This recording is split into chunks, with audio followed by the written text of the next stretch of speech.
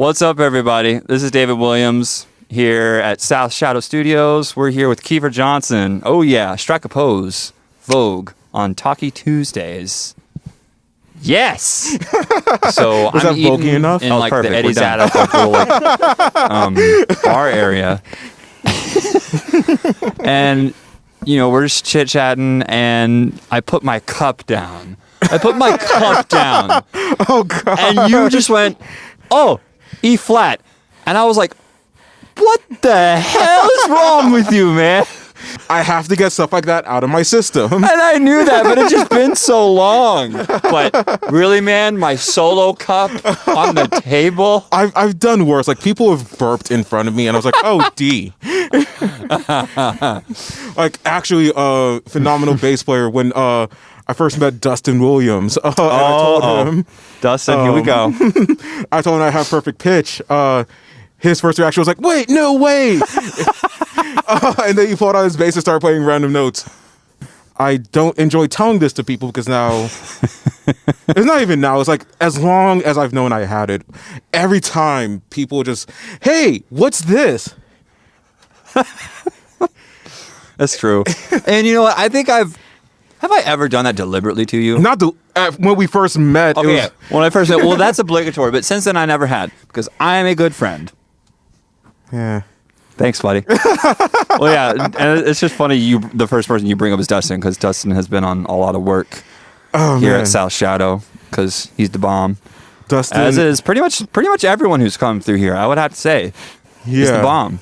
Yeah, no, Dustin is one of the greatest bass players in Atlanta, and I will go so far as to say the Southeast. I truly wholeheartedly stand by that. Yeah, well, this interview is about you, all right? And you're like probably one of the best trombone players in the Southeast. 5 out of 10. Take the compliment. I think you and I have been extraordinarily blessed in that, we have often been outclassed in the groups that we play in. And that's just like, I would argue that there's maybe only one or two things better for a musician's development is to play with people who are better than you. Yeah. Not so far better where you get kicked out or you can't cut it, but it's fun. It's like the ride or die thing. Yeah, no, that's the beautiful thing about Atlanta. That's the beautiful thing about this city. Is that it's so big, but it's so small. It is, but it's spread out. You can go, we're in Marietta.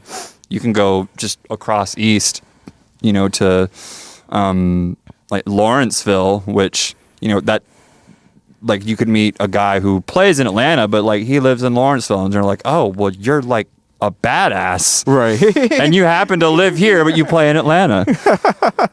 Yeah, no, like, and that's Atlanta's such a hub because, yeah, it just is. Like when I was coming up in the scene, everybody would be at these various jam sessions. Elliott Street, Cats. Northside Tavern, Apache. Yeah. You name it, and it would just be incredible musicians that really forced you to step your game up. Yep. And then you'd go home, and I was one of the ones at the time, like when I met you back in 2016, I was happy to know that I wasn't the only one driving across town, like back to Duluth from Midtown or from East Atlanta. I'm like, oh, okay, so I'm not the only one who just happens to live completely outside of the musical hub, Yeah. but still in the hub of Atlanta because it's just so spread out. It's what you have to do. Like Atlanta is just, it's one of those cities where everything is happening, and it's like you have to be in the center of everything. Yeah. In order for that to happen, and in a lot of cases, because everything is so spread out, you have people coming from Stone Mountain or Fayetteville or in Alpharetta just to come into the city to test their chops and network and do all of these things because that's just what you have to do here. Absolutely. Well, let's turn back the clock a little bit. Were you always, attracted towards music, and did you know from a young age that you were going to do that? And then subsequently, Was trombone always your thing, or did you try out other instruments first? So I've always had a gravitation towards music, which was kind of weird because I grew up in a family full of accountants. So when the fascination started, everyone was just kind of like, how did that happen? I'll be like a little kid at the piano, just like mimicking melodies that I would hear on the TV, attributing that to, at the time, I didn't know, but perfect pitch. Okay. Yeah. And it just led to me learning recorders, singing a chorus, doing anything musically that I could to kind of just nurture that.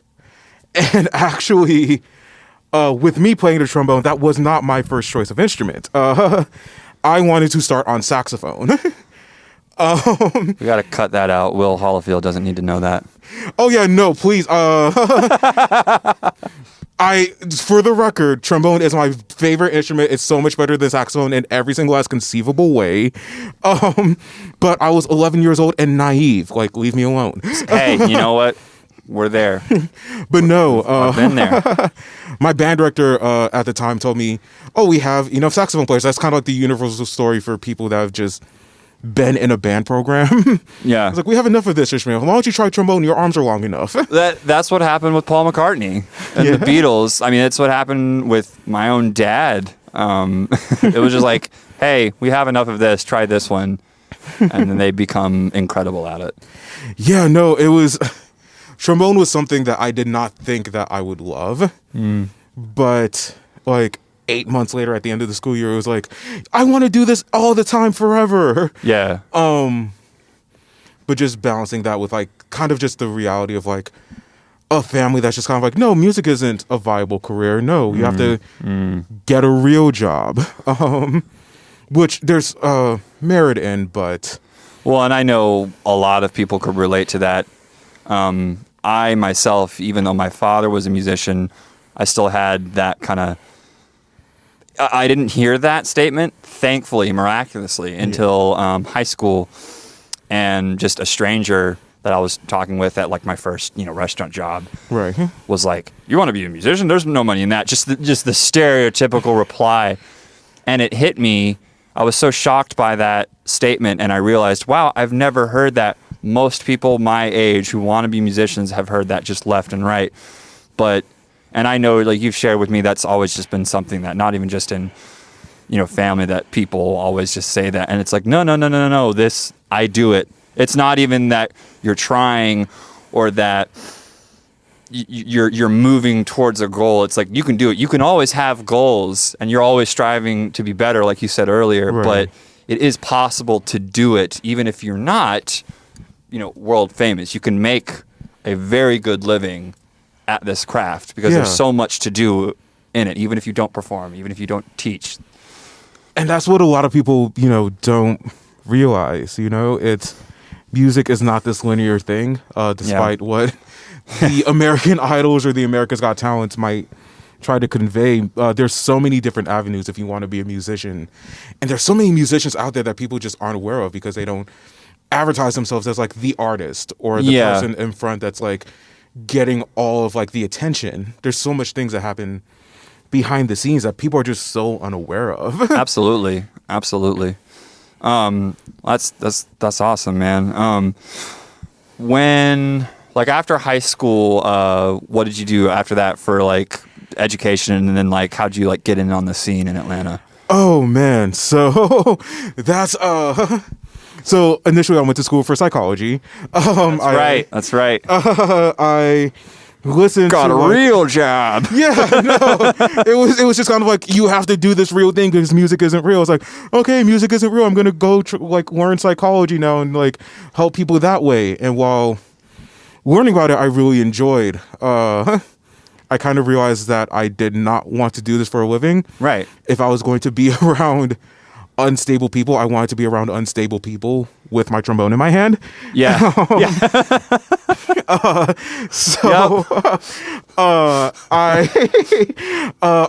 already had a few major gigs under my belt. In 2008, I had the wonderful opportunity to play with Neo, the Grammy award-winning R&B artist. Wow.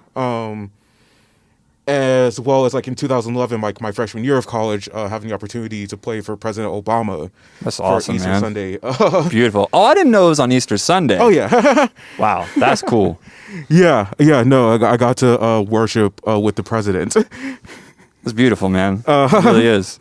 So, it was weird because I had all these gigs under my belt, but I still had like this overwhelming crowd of people just kind of saying musicianship isn't like a real Right. job. Being a musician doesn't pay bills. This and the third. And you're studying psychology, which, obviously that's not just some chump degree. That's a ton of grunt work and just stuff, that is not an easy major yeah, no, it's all.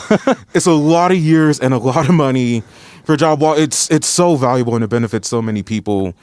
It like the arts, it is undervalued Very in much this society. so. It is in a different kind of way. I have so many friends that followed through with like completing their doctorate in like psychiatry in whatever field, and they're still like making underneath $75,000 a year, like still in that apartment, like with no prospect of like actually owning a home, which is It's just criminal. Really. yeah. Yeah. So as I was learning more and more, I kind of told myself in 2014 that like, once I'm out of school, let me give myself some time to like actually see if I can make music this viable thing for me. Right. If not, like I'll go to graduate school. Like that's Sure. not a problem. Just like, let's take 2 years to figure it out. Like, let's follow the dream. You've, like you said, you already had great gigs under your belt. You knew how to play your instrument. You'd studied your instrument, Yeah. obviously, And so you're like, okay, let's see what happened. I kind of did opposite in that I just played and practiced, played in church a lot, Right. did a few, gigs.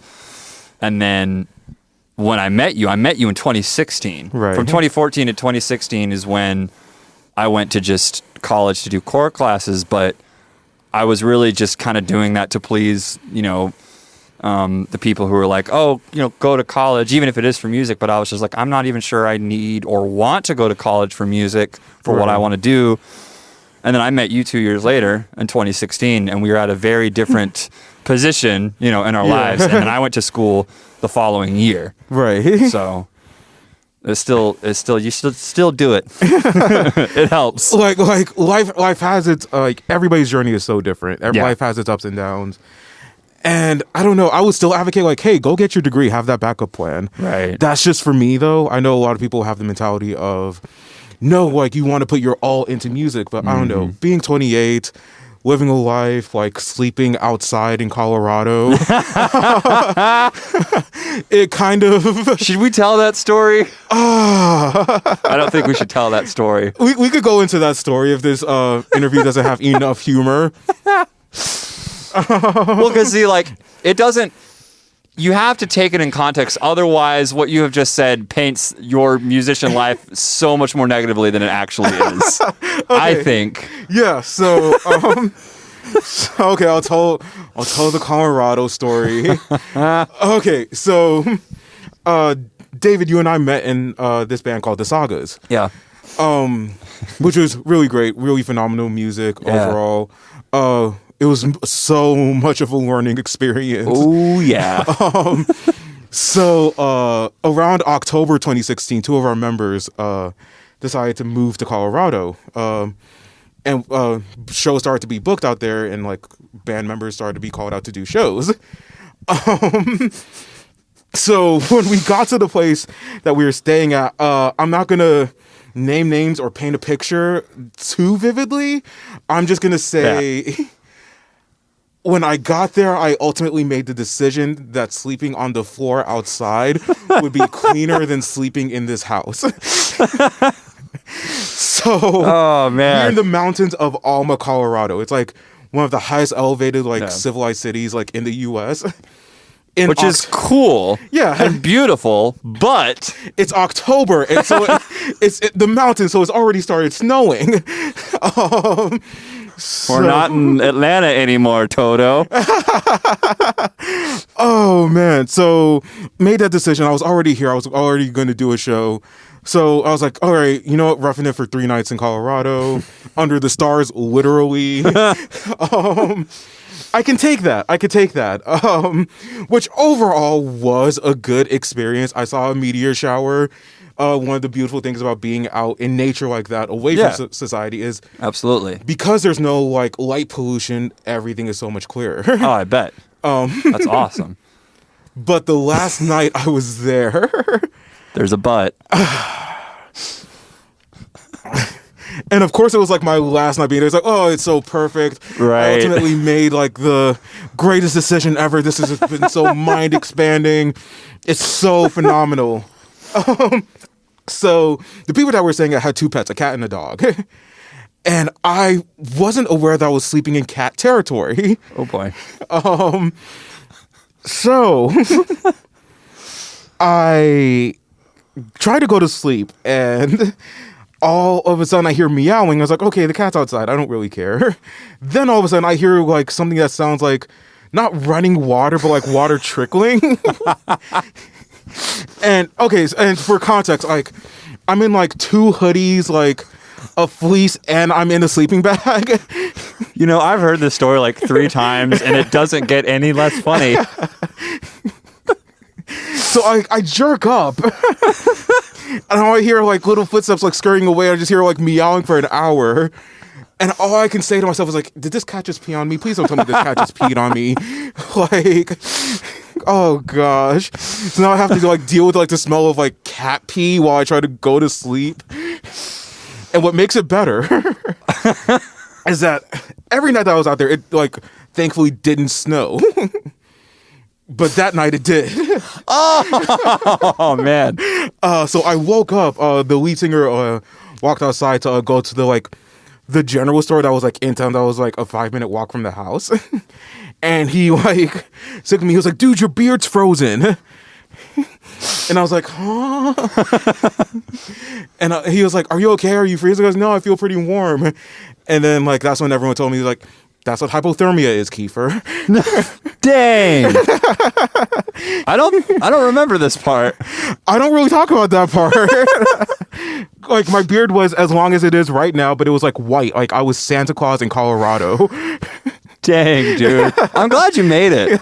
I'm glad you made it back. I am too. I do it all again in the same exact way that I did it. Would you really though? Minus the cat pee. Okay. All right. I know you have been through hell getting this album, you know, to see the light of day. I remember you calling me in, I don't know, May of this year. I remember you calling me in May of this year during, you know, just like month 2 of the quarantine with COVID. And if, you know, we all weren't bummed enough that we couldn't play gigs anymore, you were telling me, I'm not sure if this album's going to work out because, you know, files are kind of messed up and or missing. And it's just been, it was just a hassle, and there were, it was just crazy. And now that this album is going to be made and you've been able to recover everything, whew. Oh, no. Like I went from vocalist with a bat falling out, phenomenal writer, but just a lot of personal issues got in the way. Yeah. To just random BS and drama from so many different angles, 2 files getting lost, to trying to find new vocalists. Yeah. It was not only personal, it was logistical. It was kind of like a Murphy's Law thing. Yeah. Of everything that might have gone wrong went wrong. Pardon my French. I need everybody to know that I've been through hell and back trying to get this music out for you guys. I initially said fall 2019, and then spring 2020, then summer 2020. And yeah, there's so much just shame. I don't want to use the word shame because that would imply that like that implies too much of a negative connotation. But just so many setbacks has just a way of being so demoralizing to an artist who just wants to get their music out. Yeah. You're not trying to, you know, change the world or like write the next, you know, standard of something. This is just like your first offering. Yeah. You know, it's just like, let's just get it out and get it on its way. Yeah, no, like that's in a weird, ironic way. I think like everything that's happened is just kind of like it goes one for one with like what the meaning of the album is. Just change and introspection and things not always going your way, and being comfortable with the fact that like the truth may not always be flowery or just bright and vivid, but that's okay. Even though things aren't okay, things will be okay. Absolutely. And you have to be okay with things not being okay right now. Right. You have to adapt and keep moving. I mean, I saw and heard you do that during, even before COVID, but especially in these past few months. Yeah. So, dude, I'm really, really honored that South Shadow could feature you, that you could just do your thing here. And that we could feature Sammy. She'll have an interview coming out soon. Oh, Sammy's, oh my gosh. Yeah. I know this interview is about me, but like, gosh, I told her last week actually, as we were like just putting the final touches on the EP, that she sings so good that she scares me. I would agree with that. Actually intimidating with how good she is. But in a good kind of way, it's just like, yeah. It's a good fetal position, It's a good fetal position. Keifer Johnson, 2020. Thought bubble. But no, I was also making the joke when I was putting in the final touches of, I'm just going to change the name of this EP to "It Takes a Village." That would, if the original name didn't kick so much butt, yeah, I would say, yeah, that's a good description for how this album was able to still happen. Like none of this would have been possible. And this especially goes out to anybody that may be listening, that I don't say this enough to, but like this wouldn't have happened if it wasn't for just the love and the support and the talent of just everybody that has touched any song that is going to be involved in this EP. Like I actually hit a point in time where I genuinely did not think that it was going to be released, and it was through the love and support of everybody that this is now going to be a thing. Absolutely, so man. I'm like eternally thankful. Dude, I'm thankful for you. That's awesome. I also just realized, to add some brevity to that good, somber, convicting moment, I've been saying like album this entire time, haven't I? Yeah. Oh, well. Here. EP. Just cut and sample that over everything else. I will. I'm writing material for a full-fledged album. That's totally what I'm talking about. Yep, absolutely. It's very preliminary. No, it's a 5-song EP. It's called "The Truth Hurts," because the truth hurts. It does. It does. It does. People think they can handle the truth and they can't. That's my impression of Jack Nicholson, for any of those wondering. 5 out of 10. You were right. Okay, so you did your Jack Nicholson impression. Yeah. 5 out of 10. Jack Nicholson. Golly. But each song of the EP is just talking about a different facet of like just life. I never wanted to make a project that was like that told people how to live their lives, because I don't have anything figured out. Who am I to tell anybody how to live their lives?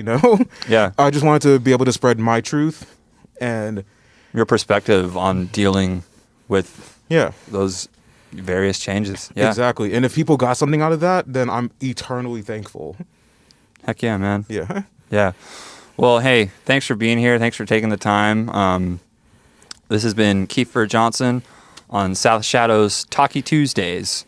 We'll see you next week. Be on the lookout for Keifer's release coming out this Friday.